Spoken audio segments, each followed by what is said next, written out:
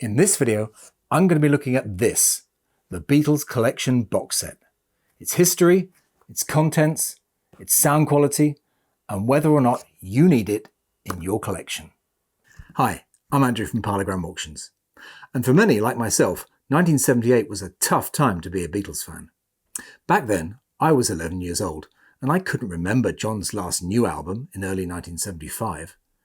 George had been missing in action since 33 1/3 in November 1976, and Ringo's Bad Boy album earlier that April had sailed under everyone's radar. The closest I'd come to any contemporary Beatles action was looking at Paul's London Town LP in the racks of W.H. Smith. And although With a Little Luck was a catchy little tune, it wasn't enough to make me part with my hard-earned pocket money and buy the album. By the late 1970s, sales of Beatles LPs had pretty much dried up, so EMI decided the best way to get them going again was to issue this career-spanning 13 LP box set called the Beatles Collection, also known as the Blue Box, or by its catalogue number BC13. It was released in the UK on the 2nd of December 1978. This set at launch was priced at just over £50, which sounds like good value today, but with inflation adjusted, it works out at £320 or $400 today. Inside, you got all 12 UK studio stereo albums, excluding the 1966 compilation album A Collection of Beatles Oldies. But despite its size, Beatles fans were not actually getting anything new amongst the 200 tracks inside. Now, EMI had thought of this and added an album enticingly called Rarities. This was a specially compiled 17-track album produced especially for, and at the time exclusive to, this set, but more on that later. All the original extras were included. Sgt. Pepper's came with its cutout sheet, and the White Album came with its photos and poster. In some later export issues, the 4 photos were transformed into a single poster. The LPs were housed in this classy-looking textured flip-top box with gold embossed lettering on the top section and the signatures of the group along the bottom. Inside, however, there's a distinct lack of quality to the matte card of the LP covers. Gone were the hallmark flipbacks of the originals, and even the front laminated panels have been discontinued. At this point in time, EMI still commanded a very strong worldwide organisation, and the set was produced and sold in multiple countries around the world. Most followed the UK design, but some added their own local variations. The German set included their alternate cover design for With the Beatles, along with their own version of A Hard Day's Night, which they called Yeah Yeah Yeah, and a slightly revived single sleeve design for Beatles for Sale. The Italian set, like the German one, also had slightly different covers for the first 5 LPs, and some were, like in this set, sealed with a sticker, as on this copy of Abbey Road. The Swedish set was identical to the UK one, as was the Dutch set, except for the inclusion of their unique Jubilee edition of Please Please Me, which celebrated 100 years of recorded sound. France had done its own green cloth-covered set a couple of years earlier, but now towed the corporate line and included just minor variations to With the Beatles and Beatles for Sale. The Japanese set was, as you would expect, a little higher in quality, with thicker cardstock for the sleeves and top-quality vinyl. Even the box had its own Obi-type attachment. South Africa also got in on the act, and this set is all shrink-wrapped and shows their cover variation of Please Please Me. Australia went one further, for as well as the regular blue set, they produced a limited edition gold box set of 4,000 units, each coming complete with a numbered certificate. New Zealand stayed with the blue box theme, but like Australia, also added the unique Antipodean covers for With the Beatles and Beatles for Sale.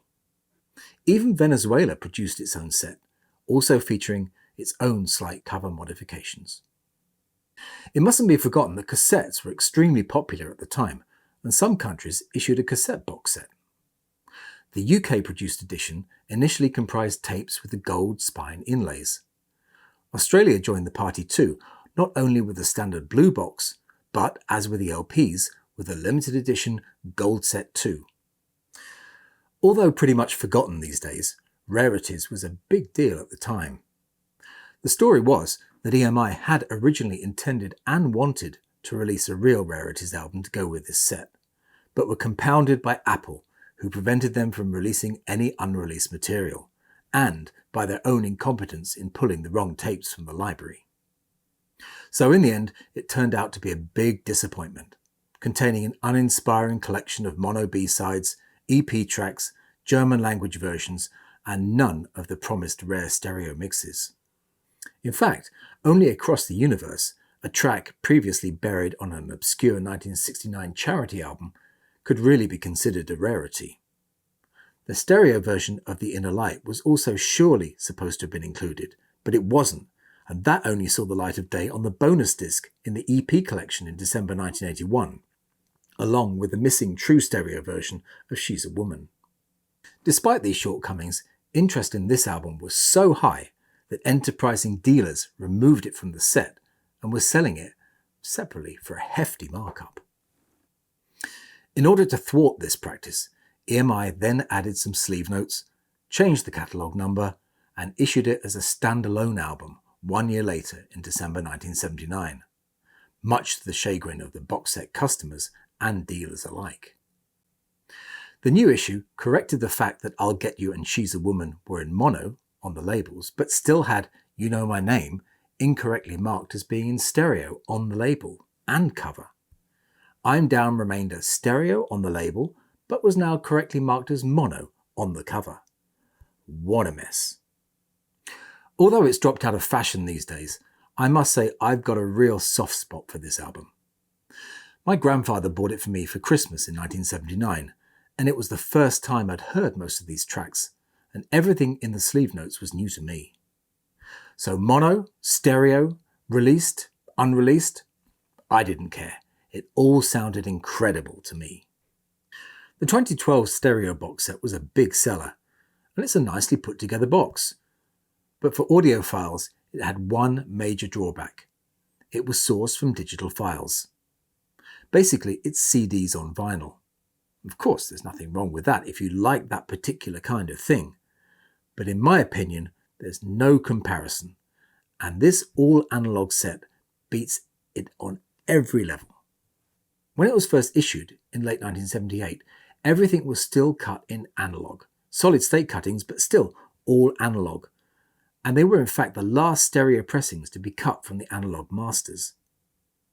Even on later sets, such as this one from 1985, which combines some short and long-form matrices, you're getting a superb audio experience. EMI's digital DMM mastering didn't commence until late 1988, a year after this set was deleted. I spend most of my time listening to 1960s pressings, and have done a video about them, but how do these pressings in this box compare with the originals? Well, I've listened to each and every album back to back with its original first pressing, and have to say that most discs in this set compare very favourably with the first pressings. Some even sound better. Before I give you the results of my findings, I'll just tell you that the box set I used in the listening test was this 1985 issue. All LPs in this set have analog cuttings which were made by Harry Moss. The first pressing, or -1 cutting of Please Please Me, wins the first bout. The BC13-4 cut in here is quieter and much thinner sounding. The 1963 pressing of With the Beatles sounds like it's being played under a blanket, and it's a muddy mess compared to this set's -5, which is brighter but retains its warmth and has a much clearer vocal channel. The first pressing -1 cut of A Hard Day's Night is so well balanced and my choice for this album. The BC13 long matrix cut sounds thinner, especially in the vocals, and there's a real lack of mid-range punch.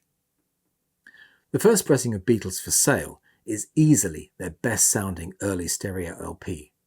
It's smooth with depth and intimacy, in fact just the right amount of everything. BC13's long matrix cut is however very close, with just a touch more high-end being the only significant difference between the two.